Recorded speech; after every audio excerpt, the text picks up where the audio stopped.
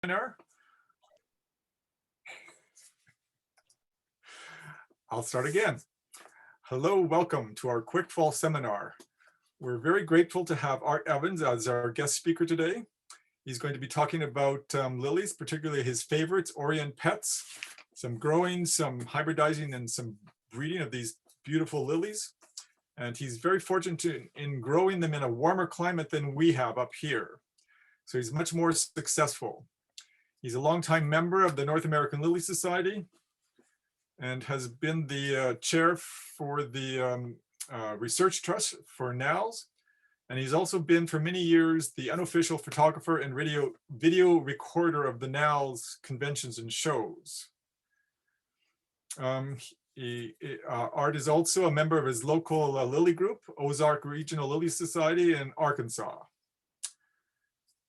Take it away, Art. Whoops. I'm sorry, Nigel muted you, Art. Okay. Can you hear me now? Yes, thank Yes. you. Sorry about that. Thanks to everybody for joining us today. I have been kind of lonesome for all of my lily friends. It's good to see your smiling faces again.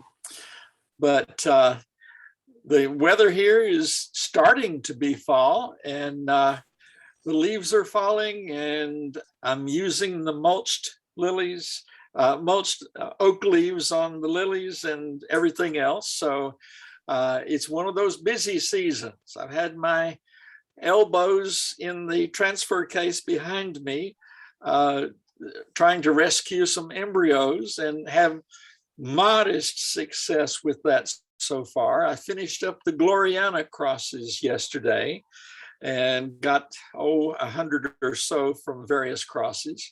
So they're starting to realize that they're in growing medium now.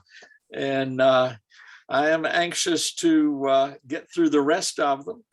For the first time, I have been able to get a fair number of embryos from pink jazz. I have been wanting to for a long time, tried for years, and never got a single embryo.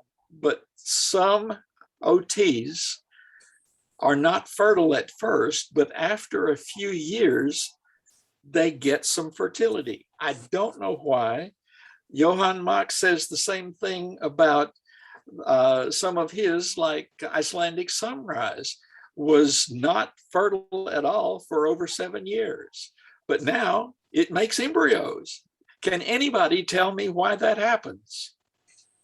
Maybe maturity of the plant? Beats me.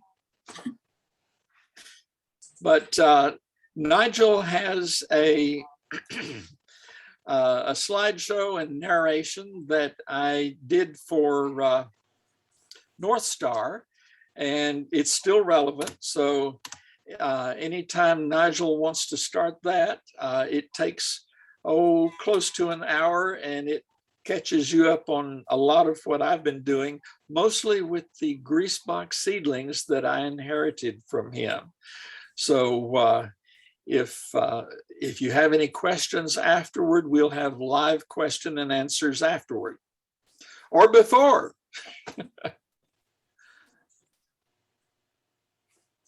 Oh.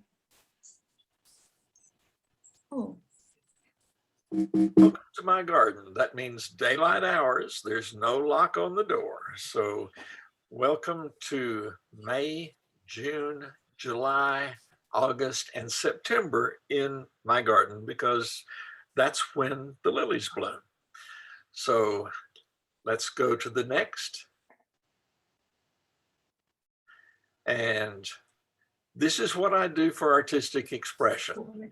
And it's something that I love to do, and I cannot imagine not doing it.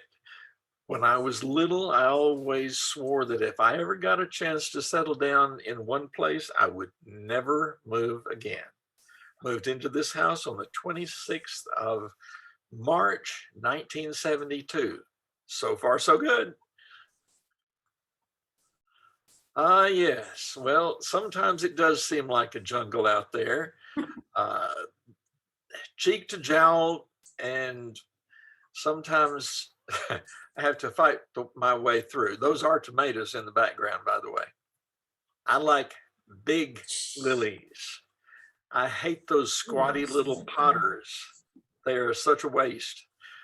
But this is a beauty, and it is Gloriana, hybridized by Judith Freeman. Another one by Judith Freeman. This is Golden Bowl, and it's a dandy. Down at the cabin in the Hurricane Creek Wilderness, I have some Superbum, and it does well even under a black walnut tree where most things will not do well. I brought some pollen to see if I could produce some seed. This pollen was from VJ Chandok, lives near Pittsburgh.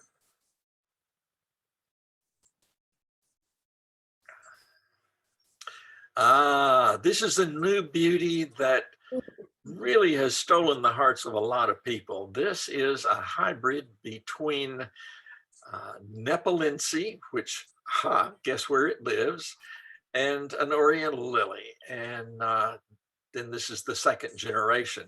This one is called Ziba. Leslie Woodruff, hybridized by Dr. Robert Griesbach, and was one of the first big name OT hybrids. And I have used it quite a bit in hybridizing. Pizzazz, again by Judith Freeman. It's a beautiful tricolor, I would say, butter yellow, out on the tips, red in the middle, and kind of a light golden yellow inside. Passion Moon, it's a tetraploid trumpet, not an OT. And Dr. Griesbach did this one, and it has been fairly recently on the market. Icelandic Sunrise by Johann Mach. I really, really like this one. And that bloom is about 11 or 12 inches in diameter. Again, Icelandic Sunrise to emphasize the papillae on the inside of the bloom. That's actually a trait that both Auratum and Speciosum, which are in its background, have, and I kind of like that. Again, golden bowl, and these blooms are big, about 10 inches in diameter, natural spread. Dunizad is a sister of Scheherazade, both in the Arabian Nights stories and in the garden. Judith Freeman selected Dunizad from the same batch of seedlings that Scheherazade came from. Outback, pardon me, Outlook.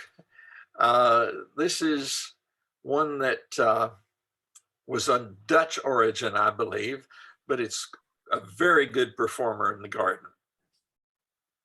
All right, the famous Scheherazade, probably the most grown OT hybrid in the world right now.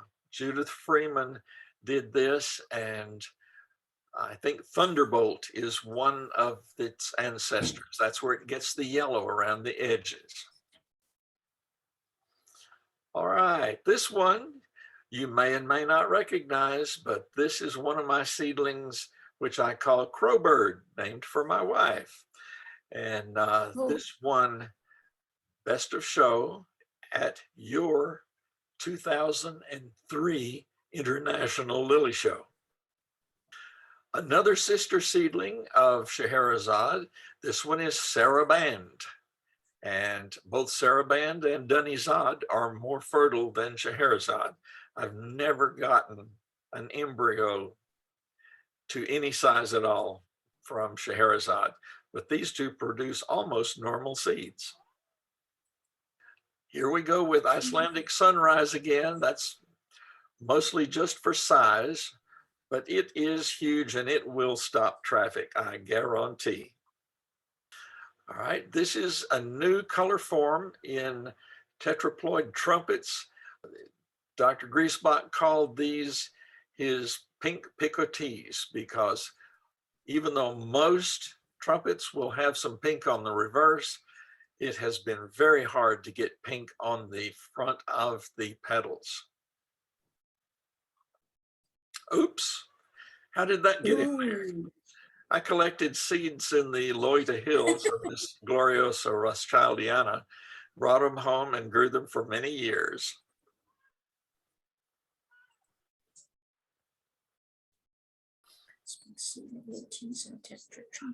This is one of my little hybridizing helpers. The Sphinx moth, which also makes tomato hornworms, is the night shift in my garden, and they gather pollen on their wings and then beat their wings against the stigmas, and you have a litter of mongrel pups. If you don't protect your pollinations, you will get a mixed batch of who knows what.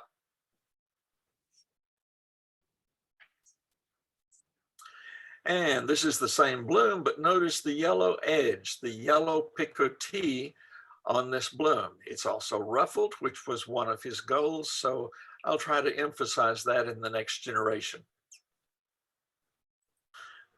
All right, this is one of his pink picotees, but it tends to fade worse than that other one. Pinks always fade. When I see a picture in a catalog and it's got a beautiful pink picotee on it, guess what? I know that it's not going to be that vivid when it gets to my garden. All right, now then, here's a sunburst form, which curls back to the base and may have recurved tips, but it is very similar in its conformation and its color combination to some of the earlier Aurelians. And this one seems to be pretty nice. I call that penciling next to the orange. Dr. Griesbach had a lot of tetraploid trumpets in the apricot and gold range, not quite orange, and I found them very attractive. Again, sometimes in a breeding line that is mostly orange, there will be a yellow sport. And I like yellow, so I'm going to carry on with this one. Form is good, nice fragrance, and this one is fertile. Very good. Now, GROT 105 is a nice big tricolor. Tricolor, white tips, red middle, and yellow center.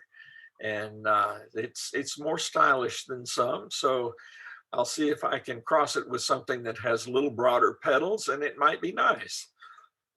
This is a nice big bowl, cream with a gold center, and very little color on the back. As you can see, it's mostly greenish on the back. All right, this one also could use with a little broader petal, and we'll work on that. I'll probably use a large bowl shape on that with similar colors. Okay, this bloom shows the red as tiny little red dots, not quite consolidated, so not quite red. I call this halftone red. I like the very strong apricots. This has nice wide overlapping petals, and I consider that to be really good form. We have another tricolor. There are a lot that are very similar, actually, but I keep watch on other factors like the vigor of the plant, the fertility of the plant, and bloom season. People want variety, and so we have to bear that in mind. Everything can't be just alike and blooming at the same time. All right, here the red is emphasized. It's quite consolidated and quite bold. Right at the tips, there is some white, but since they're reflex, you don't see them very much. All right, this one is quite vigorous. It was about 7 feet tall and good raceme, good bud count. I think I will use this one quite a bit.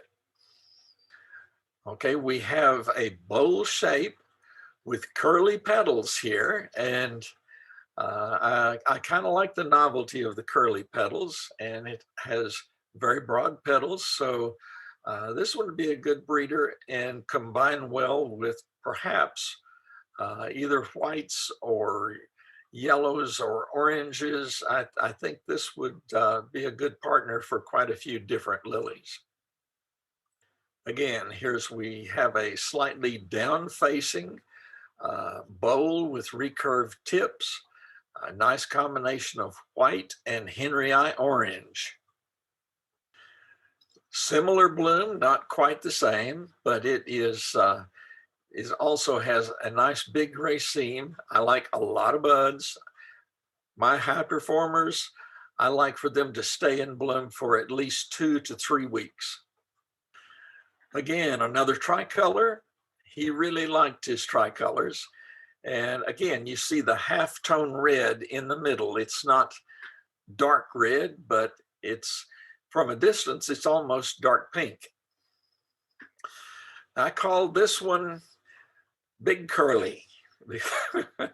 It is about 10 inches across and a lot of character in the way the buds, the petals curl.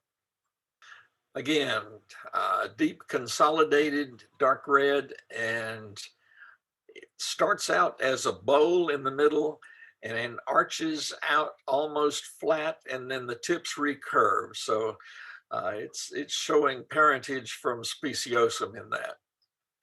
Now here the red is reduced to just a little chevron, and that emphasizes the white, and the red and the yellow center are mostly accent rather than the main color. Some are one color basically, but they have a suffusion of another color. Notice this is light apricot, but if you look at that top petal, it has a pink edge there. And that's pretty rare, so I may work with that. Another big bold sunburst and a lot of white accented with kind of an apricot gold in the center. Now this one I like because it has a big inflorescence, of course, good form, and more of a pastel apricot in the center. This one would combine well with just about anything else you have in the garden. And notice the papillae and the slight amount of penciling that it has towards the center. Another tricolor, yellow tips, red mid-petal, and a lighter yellow in the center. Here's a nice broad-petaled bowl. I really like this one. Not only is it extremely well-formed, has a lot of character, but look at the edge. There's a faint pink picotee there. And I'm sure that if you grew this one further north, where the summers are not so hot, you would find that that pink edge was more pronounced.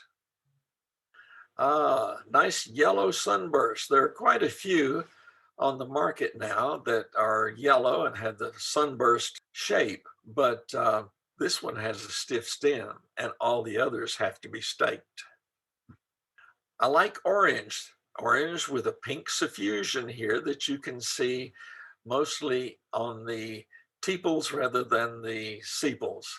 And it has papillae and penciling, which add a little more character to the bloom. Big white bowl with a light yellow center, some papillae, some penciling, nice big inflorescence, and plenty of character and good characteristics that I can combine with some of the other seedlings that I've shown you to have a nice crop of seedlings from that. Now, this is another one of the curly ones. Not sure I like the asymmetry as much as some of the others we have seen, but it's pretty exotic in its shape. All right, here we go with the half-tone red again, but this one has a flat face with full reflexed petals. This one has a lot of Henryi in it, and that's where it gets the yellow color. And some red, of course, it gets that from speciosum. Another tricolor, white, red, yellow. I'd like for the petals to be a little bit broader, but it has a lot of character.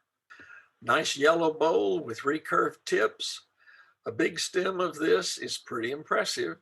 I like the color, I like the shape, and it's fertile. All right, well now, this is very much like one of its parents, white Henryi. It's creamy white tips, orangey gold in the center with papillae and penciling.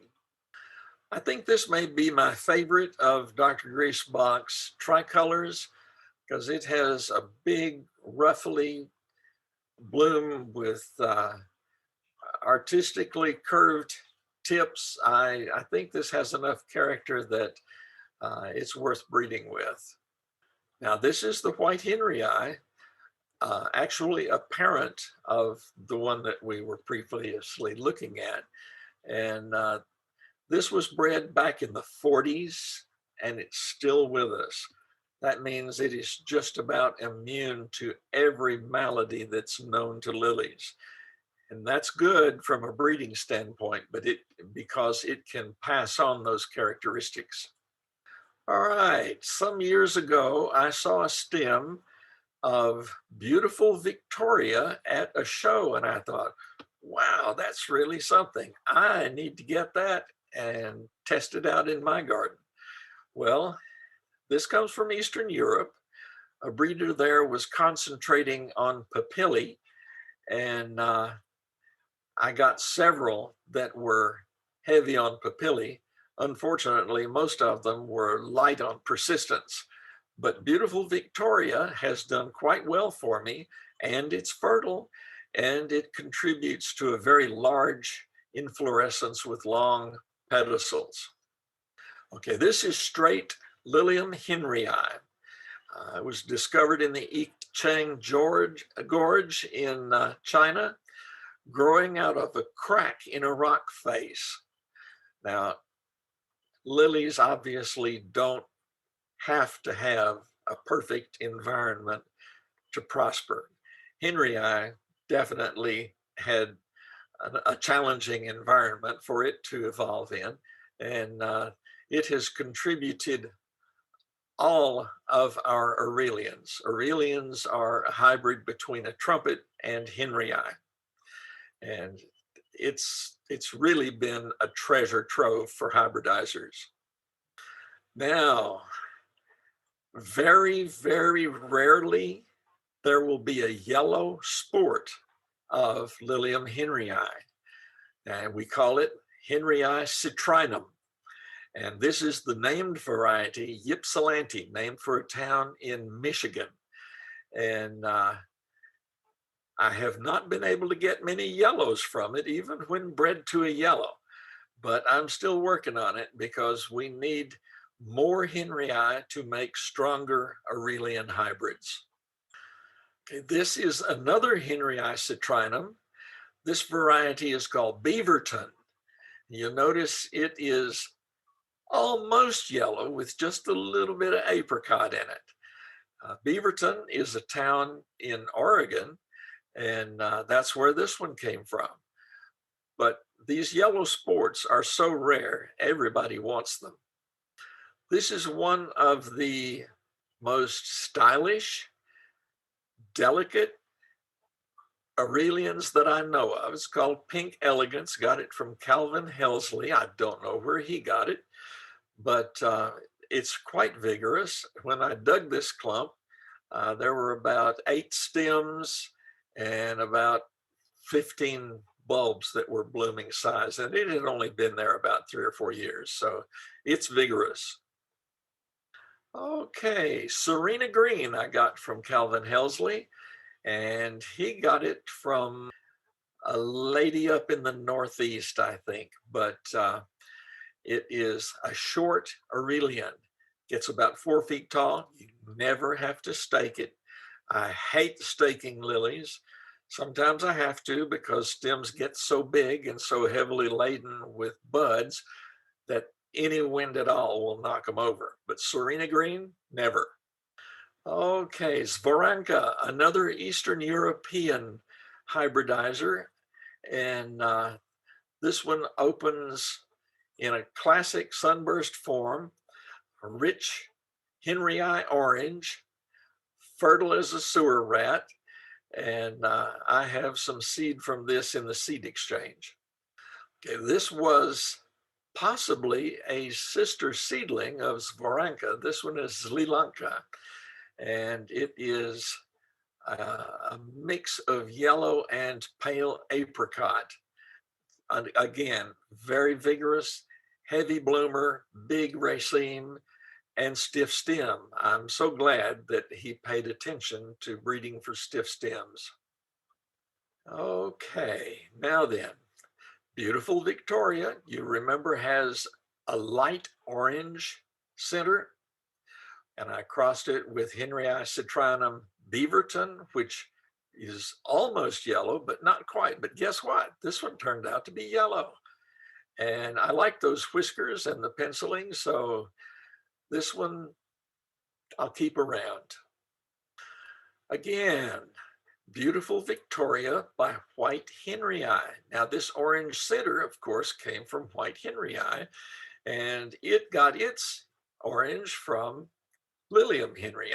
But the combination of a modern hybrid and an older hybrid can possibly combine interesting novelty in color and form combined with good growability in a variety of garden conditions. All right, you remember Serena Green, the shorter one that never falls over? This is Serena Green by Ypsilanti. And I got a good yellow, light yellow color out of it, lots of papillae and penciling, nice graceful recurving petals, and it's on a stem about 6 feet tall with about 25 blooms. So it'll stay in bloom a long time. Sister seedling to the other one that I showed you, Serena Green by Ypsilanti. Okay, this one has more reddish brown in the penciling and papillae, but this is a Charlie Krell seedling. I think he was breeding with Ypsilanti, but I don't know for sure. Again, this is a close-up of another one of his seedlings. He was, of course, breeding for heavy whisker-like papillae and the markings with reddish brown. Beautiful Victoria with the orange center and the exaggerated papillae by White Henryi again. White Henryi, of course, hopefully will give it longevity. All right, Serena Green by Citrinum Ypsilanti. This one had a lot of good characteristics. I think I'll keep it around and breed with yellows. It's kind of hard to fight apricot, but if you have a yellow and breed it with other yellows, otherwise you'll end up with all apricots.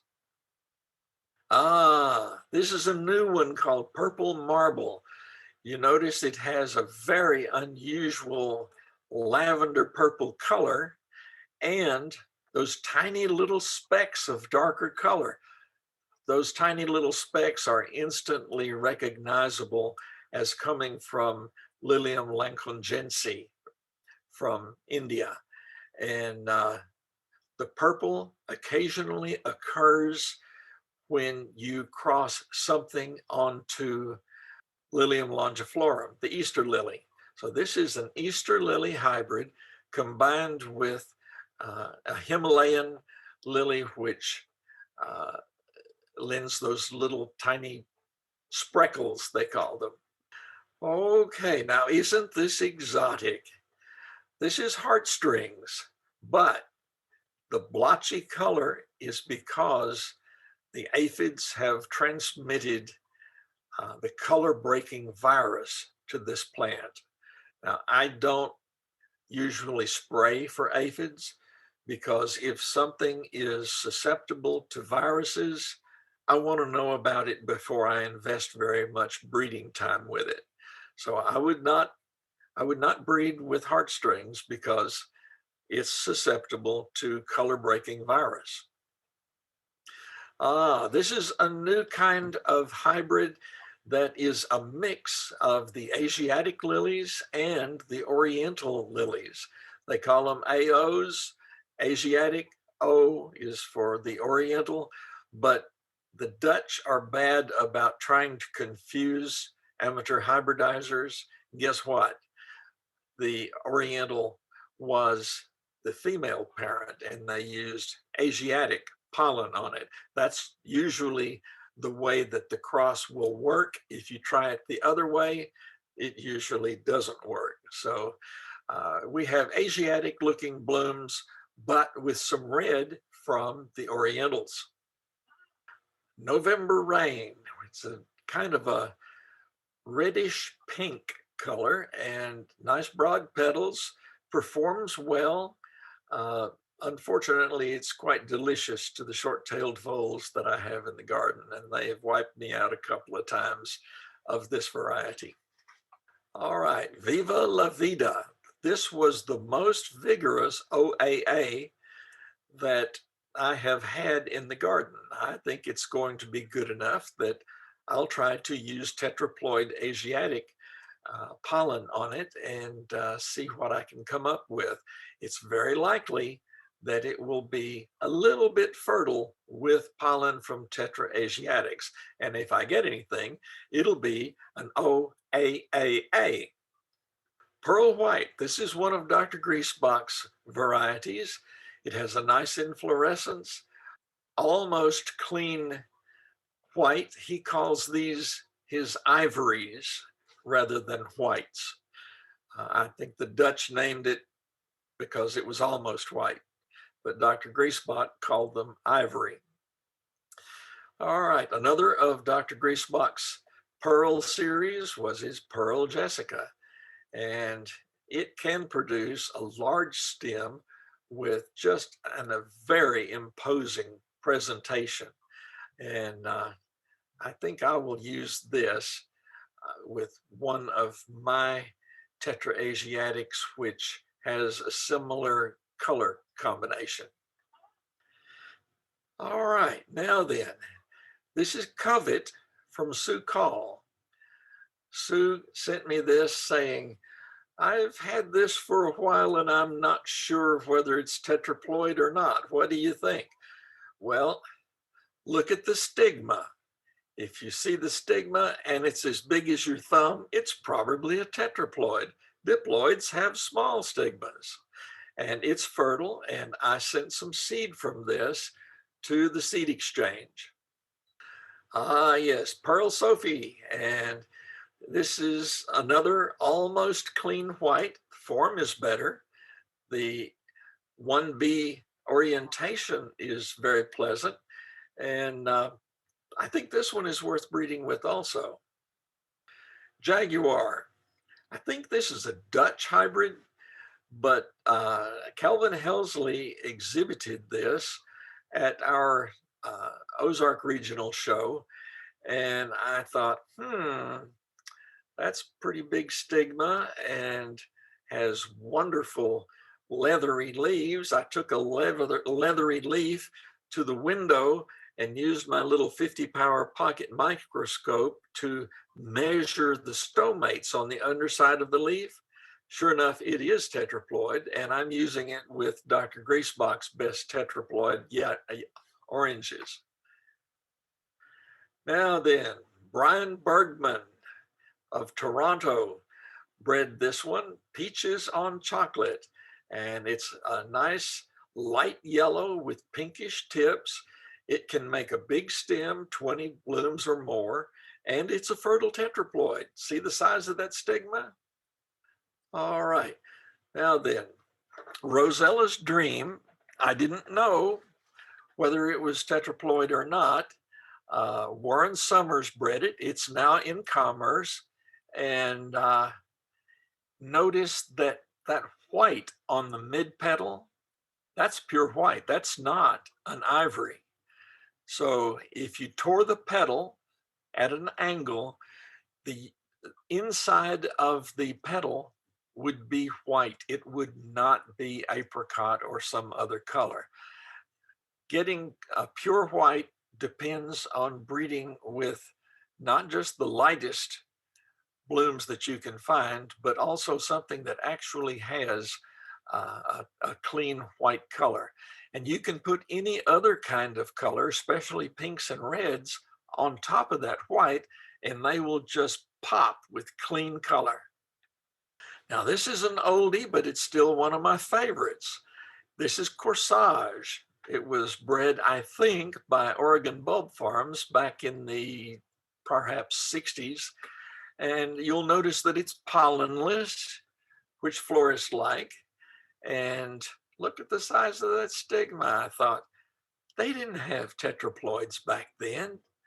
Well, actually, they didn't have many tetraploids that they knew of, but they had some triploids, and Corsage turns out to be a triploid.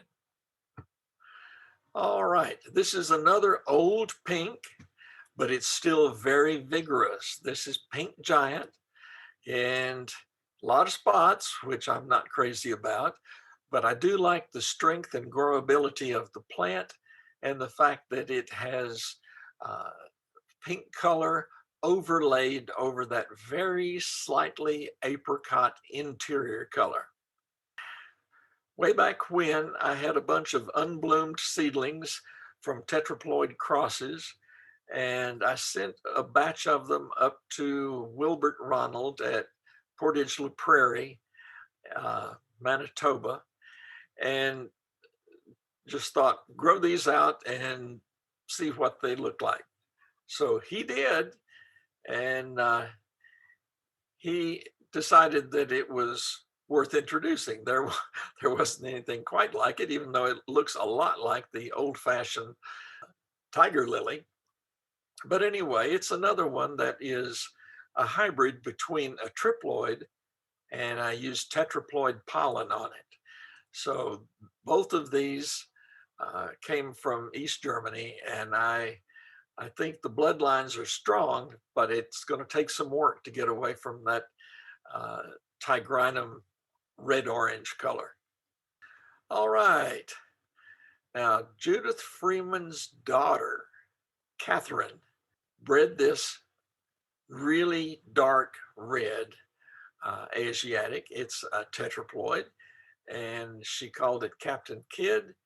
And I'm using it with Dr. Griesbach's reds because the form on this is excellent and the color is really good.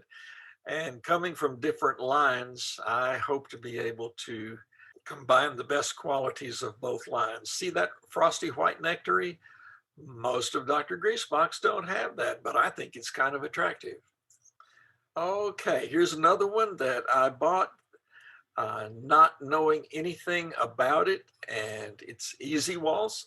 I found out much later that this is one of Dr. Griesbach's seedlings. Again, it's pollenless, but look at that stigma, big as your thumb.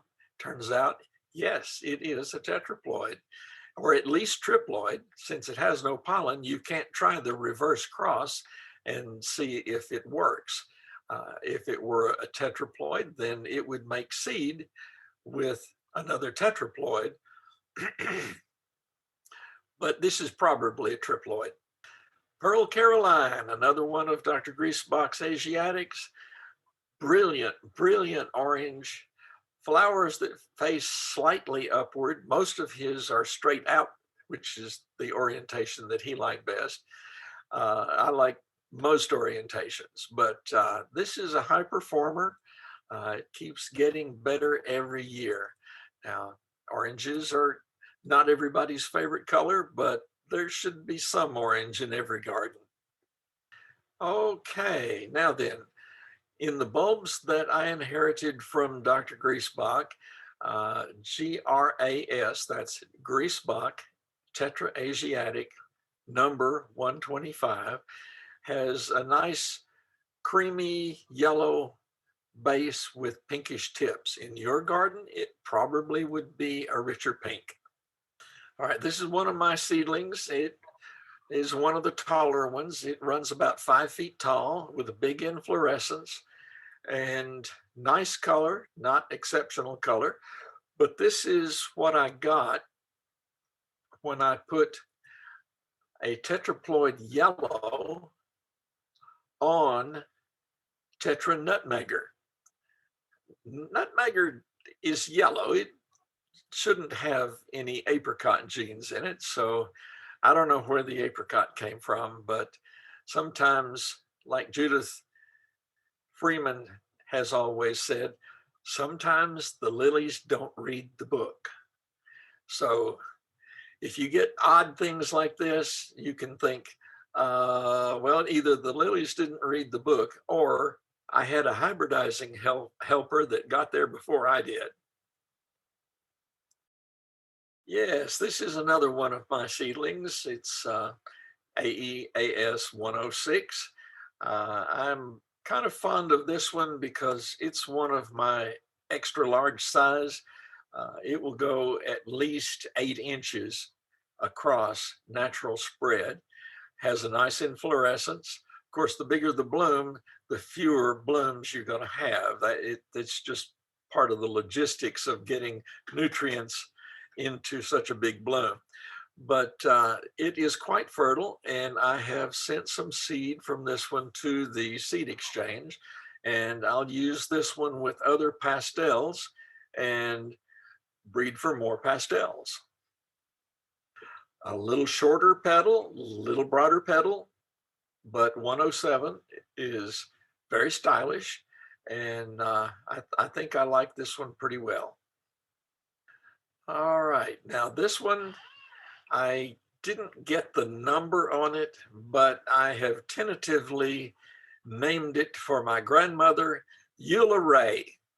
And it's not like any other of the Griesbach seedlings that I have seen. So I think I may name one of his seedlings and certainly see if I can breed with it. 104, well, slide 104, seedling number 100. This is another one of the big ones. This one will go 7.5 to 8 inches across. Intense, brilliant yellow. So if you walk to the garden, that's the first thing you see. Light colors just pop, dark colors tend to recede. So I like some of everything, but I do like to see the ones that will really attract attention. Another almost white. This one has a pale pinkish tip, very pale, and blending into an ivory center. I'll cross that with some better looking whites. This is not quite as stylish as I would like, but it is fertile, it is vigorous, and we'll see what it can contribute. All right, Griesbach Asiatic 111. This one is straight out facing, pale pink tips, almost clean white in the mid petal, blending into a pale butter yellow center, but nice form, nice color, good style, good presentation. It's medium sized as far as the plant is concerned, about 3.5 feet tall, but I'm not going to have to stake it. And I like that. A similar one, but up facing. 101 is pinkish tips, almost white, not quite, in the mid petal and blending into butter center. If you look right down in the very center, you'll see some pink also. So you could also call this a tricolor, pink, yellow, pink.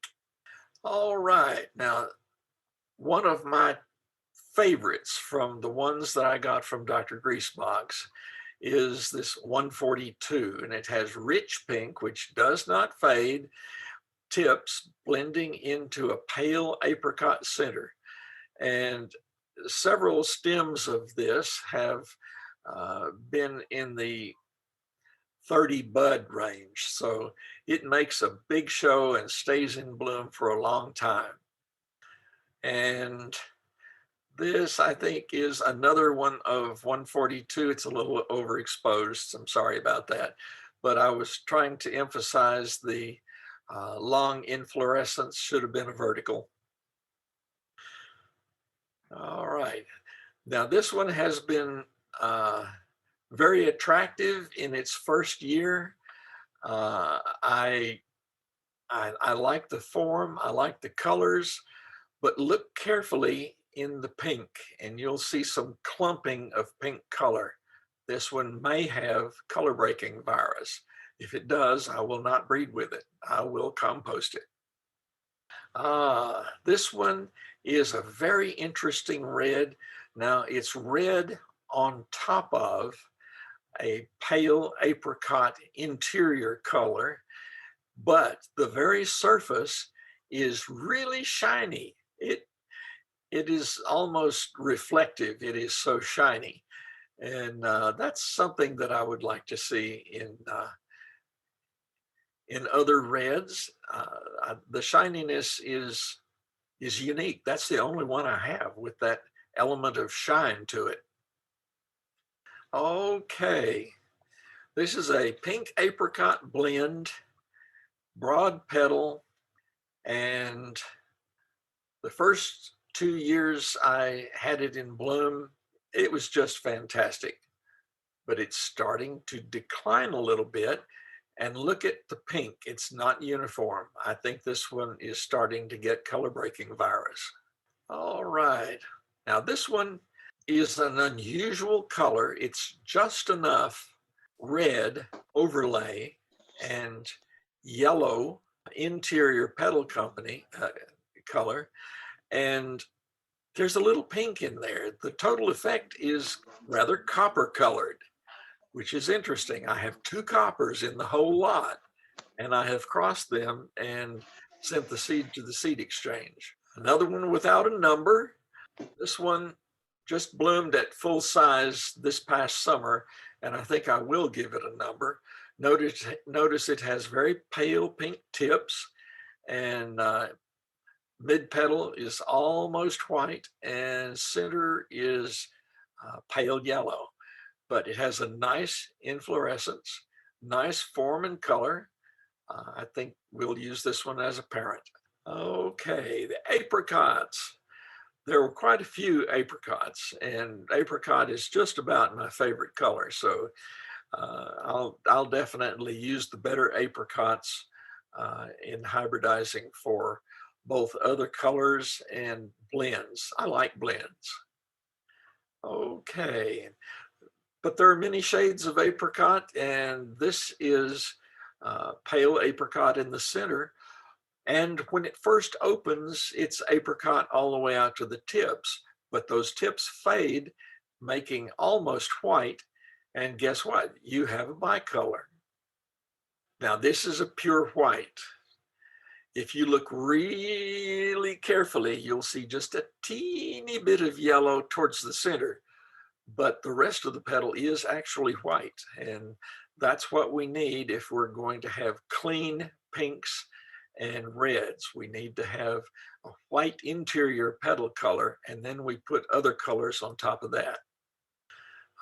This is another excellent red from Dr. Griesbach, and it has what I call a cherry crimson color with a white star in the middle. And note that little lighter red ray that comes out of the nectary groove and extends up to mid petal. That's really quite striking in the garden. And this one is going to be in a lot of the reds that I'm going to breed. Okay, 128 is another cherry red that I especially like. It comes on a big stem with 12 to 18 blooms on it, and it stays in bloom for a long time. Most Asiatic blooms are fading by the time they're 5 days old, but this one lasts 8 days. Light yellow, not so sure about this one. I think I would like to see longer petals rather than these stubby little, almost round petals. I always complain that the Dutch are trying to turn lilies into tulips. This might have been more attractive to them than it is to me. Again, another rich apricot with a frosty center, few, if any, spots, and this one looks good from any angle. It's out-facing, but out-facing is really good if you're an average sized person. I think tall lilies can be down-facing, mid-sized lilies can be out-facing, and short lilies should be up-facing so you don't have to get down on your hands and knees to properly appreciate the bloom. Now, this one is kind of creamy. I'm not seeing any pink in the tips, so I think I could put just about any other color with this one and get pastels. 192 is very similar to 142. It's a big, strong plant, attractive bloom, high bud count, fertile. Leaves are leathery. They are so thick because it's a tetraploid. And I think this one can contribute a lot. Okay, now then, this one is an out-facing, I call it a strong yellow. It's a very rich color. In full sun, it's dynamite, but we'll see how it comes along. It may be starting to dwindle a little bit, and I don't breed with anything that is declining, so we'll see. Now this one is kind of stylish. It's got a pale apricot center, frosty, nectary, and fading out to almost white towards the tips. Looks really good, even in part shade. Dark colors disappear in dark shade. Now, this one, instead of being yellow towards the center, it's almost greenish. And that seems like a nice novelty. I'll see what I can do with that. Form is good. Inflorescence is good. I think it's got a lot going for it. Okay, 129. I call this one dark scarlet because it's got fairly intense red on the surface, but underneath the surface, on the inside of the petal, it has light apricot. So that apricot shows through just enough to make it not a true red or a crimson, but actually more towards the scarlet range. This is one of mine. The number's wrong. It should be AEAS 105 instead of GR, but this is actually one of mine. And it's the first generation seedling from Tetra Nutmegger, Dr. Griesbach's tetraploid conversion of the old nutmegger. And this has survived the mice, it has survived the deer, it stands up to botrytis, it has never shown any susceptibility to fusarium. It's practically ironclad, and I have used it in a lot of crosses.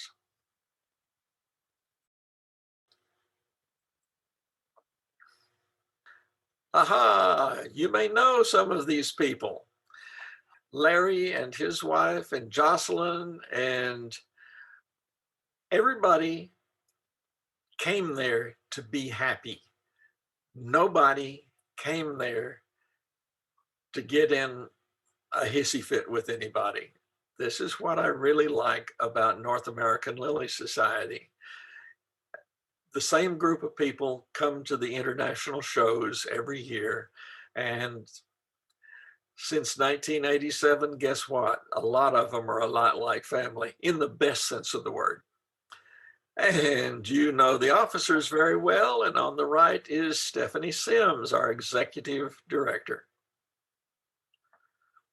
And there's another familiar face on the right, Rod. And I mentioned Vijay Chandhok. Before, when I was up on the ladder pollinating the superbum, Vijay came to America from India when he was 19 years old and trained as a metallurgist and worked for a big steel company in Pittsburgh for many, many years. Still goes back to India several times a year. This is Dr. Johnny Randall, and in the background is the new species that he has been working with, Lilium pyrophyllum, which is related to superbum. And the North American Lily Society has a committee. The committee raises money and donates it to research projects connected to lilies. And his project, of course, was studying and reestablishing this lily in the wild. And the place where it seems to survive the best is on the artillery range at Fort Bragg. It loves fire, and their artillery starts fires every year, and it burns the place off pretty regularly. But the lily doesn't mind at all. So this is Lilium pyrophyllum, and Dr. Johnny Randall, who is a professor of botany at the University of North Carolina at Chapel Hill. Now then, some shows sell their stems after the show. And I would say that this stem of Elusive, which is one of Judith McRae's seedlings, was a bargain at $1. And this lady was waiting in line. She made sure she was close to the head of the line. And when the sale opened, she made a beeline for Elusive. And can't you see why? And some stems just attract so much attention, people stand around them with their mouths open. This beautiful apricot with the slightly pinkish edge was one of those. Everybody loved it. The hometown crew.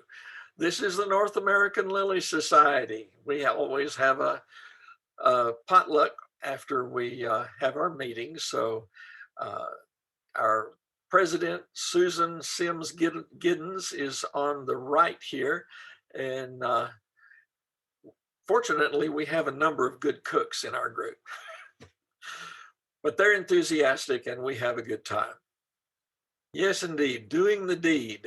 Now then, notice that I have locking cotton pliers, which you can get from your dentist.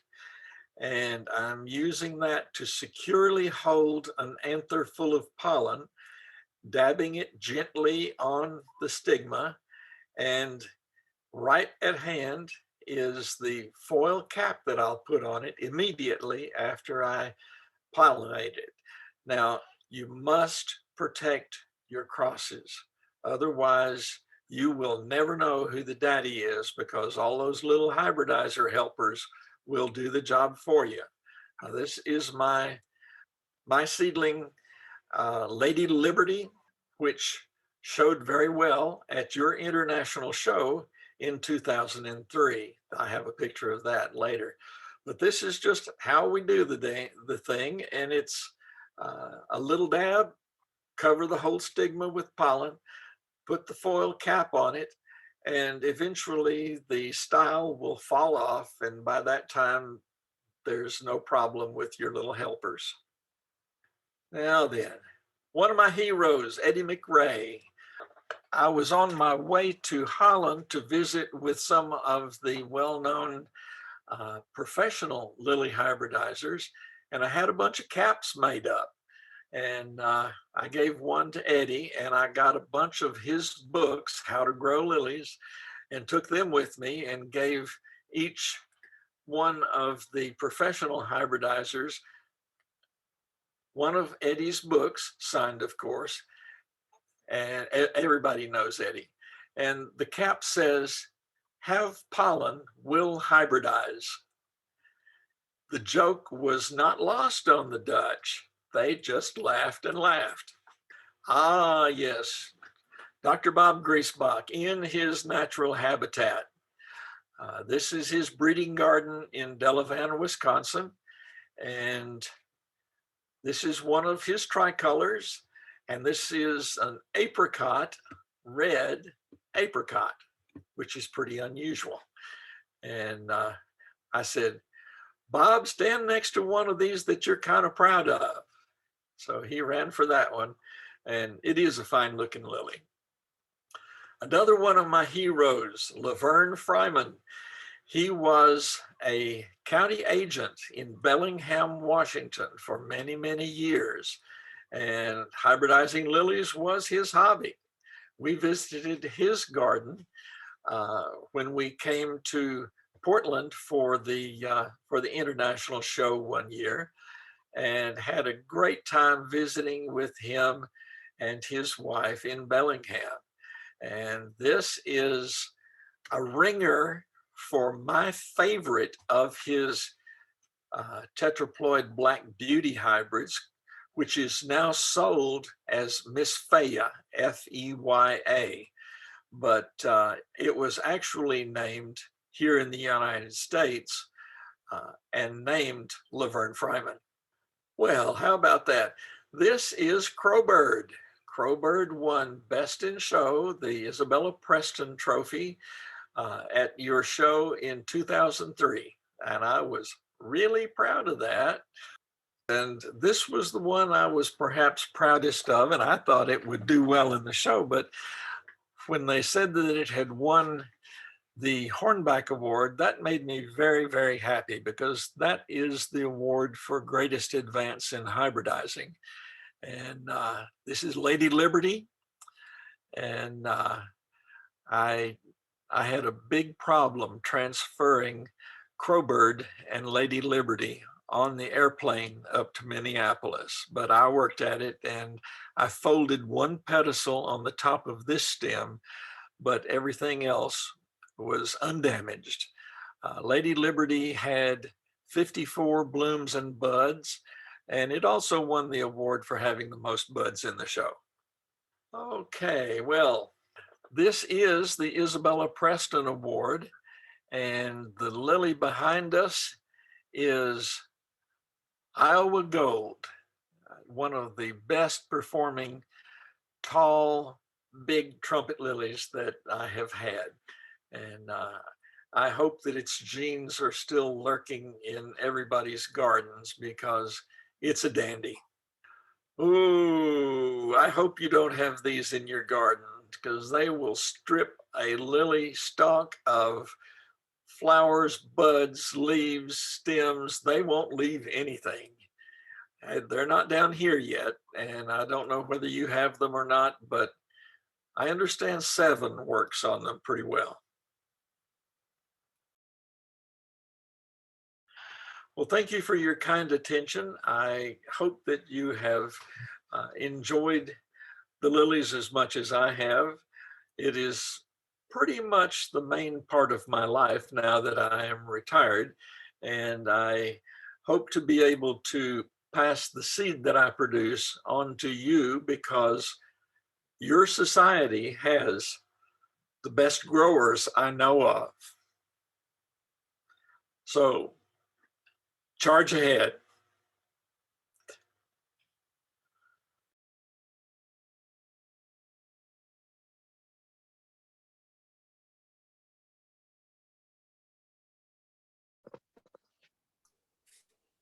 Hello. Thank you very much, Art, for that wonderful presentation.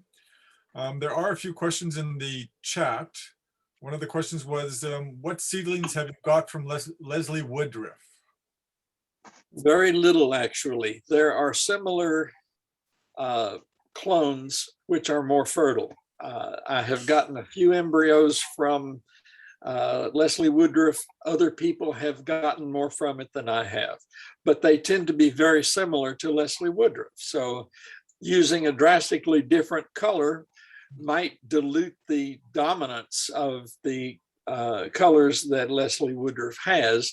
And I would highly recommend that, because nobody wants to get duplicates when they grow out a batch of seedlings for 5 years. Very true, very true. Another question is, how hardy do you think your Orient pets are would be in our zone 3? Good question. We have a long growing season here. Our last spring frost is usually the first week of April. And OTs really appreciate a long growing season. With good soil and enough moisture, a lot of them will top out at 6 or 7 feet. But if you don't have a long growing season, then chances are they're not going to be that big. I would certainly mulch them deeply. And if there's any other protection you can give them, they probably could use that too. How deep do you plant them? My soil never freezes. Yeah. Really, I understand you have to put water lines 5 feet deep. But if our soil freezes an inch deep, that's a bad cold spell. But normally, how deep do you plant them? Okay, I usually put 6 inches of soil over the top of the bulb. But if you planted them more deeply, you might get better survival. Yeah. And another question on the chat was, do you fertilize your lilies and how do you do it? I fertilize the bloody hell out of them. They like fertilizer. I use chemical fertilizer, a balanced type. If I could get aught 2020, I would use that because less nitrogen is probably better for lilies. But I also use chicken litter. Chicken litter is very high nitrogen. So it kind of balances out. Do you do it at specific times of the year? Okay. Chicken litter needs to be put on in the fall after the growing season. If you put it on during the growing season, the ammonia coming up off of the chicken litter will burn the foliage. It also smells. A few days. around here, I couldn't resist that. Around here, we call that smell the smell of money. This is a big poultry growing area. You mentioned that the Orient pets top out at 6-7 feet. Is that the general range of, or what is the general range of your seedlings that you grow? Okay, most of them around 5 feet, some grow higher, but 5 feet would be about average. And Hey, Art, you're growing them in partial shade. Well, I do grow in a You're clear, growing them in partial shade. There's a big difference between growing an OT in full sun and partial shade.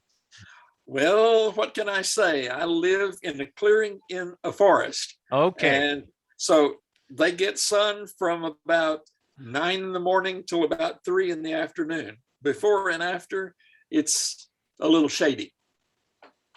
But still an intense sunlight in the middle of the day. In the middle of the day, it's bloody hot here in the summertime, which is good for fertility. A lot of lilies will set more seed if they are pollinated in a hot spell rather than a mild spell.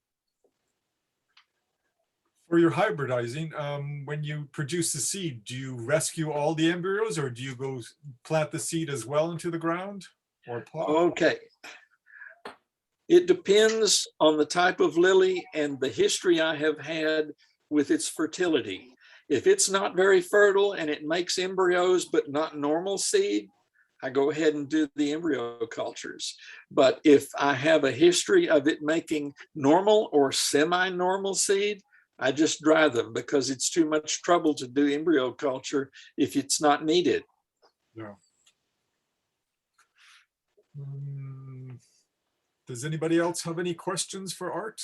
We should ask Nigel. Nigel, your experience from growing OTs in Manitoba, what is your experience in growing OTs? In my sandy soil out at the growing field, not so great for overwintering. If I Really? find that, that sandy soil is just, the cold goes down too easy in it. That's why like all the bulblets and that from the lilies, they never survive out there. Really? Yeah, Okay. they die off. So in the yard here, it's a heavier soil, and that's where anything I want to keep growing, I put in plant here. But they tend to dwindle out over a period of 5 years for me here. Thank you. I was just curious. I just thought of another question for Art.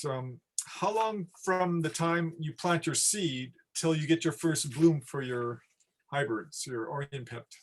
Okay. It's longer for Orient pets than it is for Asiatics. For Asiatics, we get first bloom in 2 years and mature stems 3 years and on after that. OTs, it takes 3 years for a first bloom and 4 years to get a good stem. Okay. So a little longer So do than you normal. direct seed then, Art?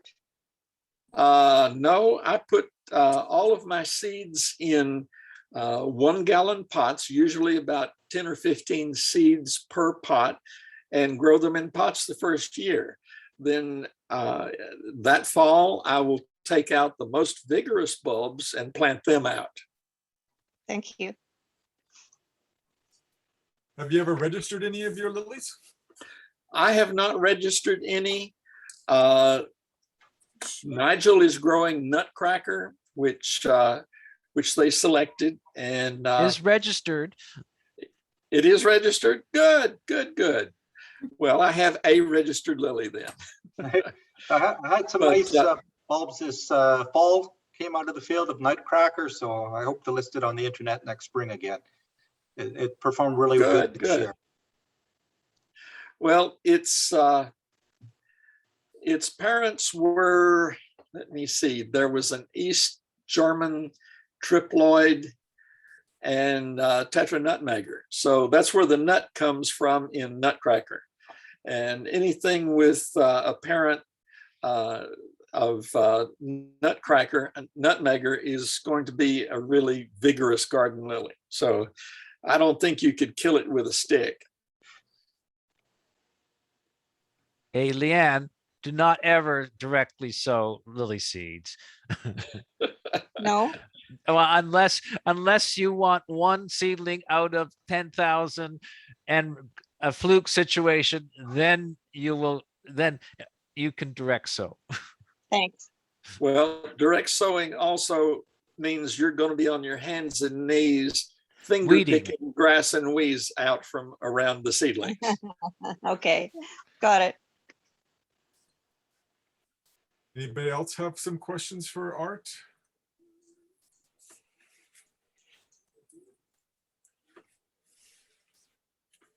How many awards have you won over the years, Art? Hey, Art, I have one question. I'll take that back.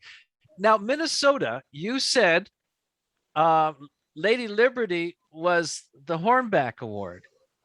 Correct. Wasn't that Crow? No, Crowbird was best in show. Are you sure? My memory says the exact opposite. Well, But that's my memory. I'll have to mention something. When he brought those two stems, there was a moving box. You know the moving boxes the professionals have? U-Haul. Huge box came into the lobby, and we all looked and said, "What is this?" And it was Art stems. It was a challenge. And you had Packing that them. so carefully wrapped. It was amazing. Yeah, I well, congratulate you. there were a few blooms open, and I packed cotton balls I behind, know. It was just behind each amazing. petal, and then around the anthers were foil cones, and then around each bloom was a plastic baggie. And then I suspended them in the box. I didn't lay them down, I know. And- It was amazing. and then poured styrofoam peanuts in all around. It was a big deal, but It was a masterpiece. I tried to wilt them a little bit. So I stood them up in the game room and lashed them to a chair for 2 days, waiting for them Okay. to wilt. And they didn't. Did you fly? No, but they did wilt a little bit because did you fly with that box or did you drive? Flew with it. Amazing. How did, Well, never mind. I did fold one pedicel on top of the hornback winner. though. Okay, okay. And the But you know, it was pretty good stem. They didn't notice the folded pedestal. No kidding. No, and the airport people and the airplane people were very careful with it, or did you carry it on the plane yourself? well, it was a big box. I couldn't carry it on, so it was stowed baggage. Wow. It was a huge box. It was an absolute huge box. Well, I went to U-Haul, and they have wardrobe boxes. It was a wardrobe box. That's what it was. And they're strong boxes with a hanger that, you know, can take some stress. So I figured it would probably need to be a strong box in order to take it on the plane. Incredible. It was an amazing stem. Congratulations again. I still remember that stem. Both of them. Thank you. Both of them. Are you going to be registering any of your stuff in the future, Art? Maybe. There are so many good lilies out there, though, and more coming on the market all the time, that I look at them and I think, mine's not that good. Why should I register that? So, you know, if I find something really special, I might. We need more of the Aurelian hybrids because they winter good. here. Right. Well, I would like to see a lot more of the Henryi type Aurelians. I never did care too much early on for down-facing lilies, but now I've come to like them a lot more, particularly the ones with a lot of whiskers. Yeah. That's a comment. Thank you. Nigel, the ones that, the OTs that do last, are they the Aurelian type with Henryi blood in them? More than likely, yeah. Well, that and find Griesbach's OTs are definitely a lot better in our Okay. area too. They seem to have Like a better Passion longevity. Moon and some of those? Yes, yeah. Yeah. Oh, I need to make a correction. I said that Passion Moon was straight trumpet. It's not. It is actually an OT. Is it? Oh, the bad Lily company. It's registered as a trumpet, you know. Really? Where did Yes, where did it get that is. red throat? I have no idea, but Lily and Company has been known to register things interestingly. I'm mad at that too because I listed under my trumpets. Such a trumpet form to it. Yeah, because it is registered, because I had to check it this year. And it was registered in one of the newest registries as a trumpet. Does So- Henryi citrinum lean like Henryi? Yes. Yeah, but some of the hybrids don't. Yeah. Well, it depends on what you cross it with. When I cross Ypsilanti with a stiff-stemmed Aurelian, I get some stiff stems. I don't have Yeah. to stake them. Okay. And there are some OTs that look like Henryi that aren't Henryi, but they have very stiff stems. Mhm, mhm. Good, good. And they may last in Manitoba. Hope so. Anyways, Any other comments or questions from everybody? Look for some seeds of peaches on chocolate crossed with my giant yellows, because I made a number of crosses of those and it looks like we've got pretty good seed from them. what about Zeba or Ziba? I got 2 weak embryos from Did you? Ziba, Okay. and I don't think they're going to survive. Okay. You never know. The seed you're talking about, you're donating that to the NAL Seed Exchange. That's correct. I don't have the room and I may not have the time to grow out all of the seed that I produce. So I'm leaving that up to younger, enthusiastic people. May I make a comment? Sure. Normally, I grow Kushimaya, which I think is absolutely outstanding. So then I tried Ziba. And would you believe it came out with 4 petals and 4 sepals? Did you have a cool spring? We had a horrible spring. We had a horrible summer. It is cranky. Yeah, no kidding. Yeah, three stems came up beautifully, but the flowers, I thought they were kind of insipid looking, not as in your face as Kushimai, but that's my own opinion. But it was really odd to see that many. Oh no, the zeba, in my opinion, is twice as vigorous, and the flowers 30 to 50% larger than Kushimaya. That's Yeah, from It's my the coloring that I experience. was referring to. Oh, the coloring. Okay. Anyway, that was just an observation. I would love to get embryos from zeba. In my garden, it's close to a foot across and just striking in Right. its appearance. But it's pretty close to sterile. Where's your tetraploids? Come on. I'll keep trying. Okay. Anyway, I must run. Well, thank you, everybody. And It was great to see everybody and to listen to Art's presentation. Thank you very much, Art. You're welcome. Thank you all for joining, and hopefully we can do this again in the future. Yes. Yeah. Thank you, Art, and work on that zeba. You bet. Okay. Bye-bye. Bye-bye. Bye, Bye now. everybody.